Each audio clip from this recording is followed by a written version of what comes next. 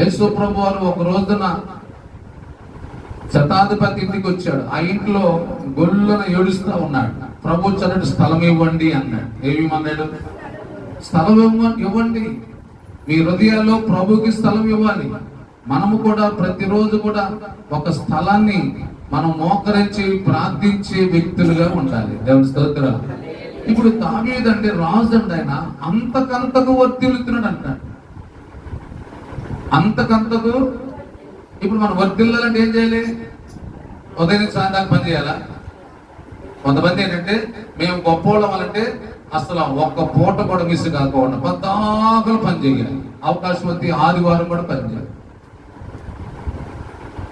నువ్వు ఆదివారం కాదు కదా, నెలకి 30 రోజులు 31 రోజు అయినా సరే నువ్వు చేసిన ప్రార్థన అనే ప్రాకారం అనే స్థలంలో నువ్వు రాకోకుండా, ప్రార్థించుకోకుండా, ప్రభు పాదాలు పట్టుకోకుండా నువ్వెంత ప్రయాస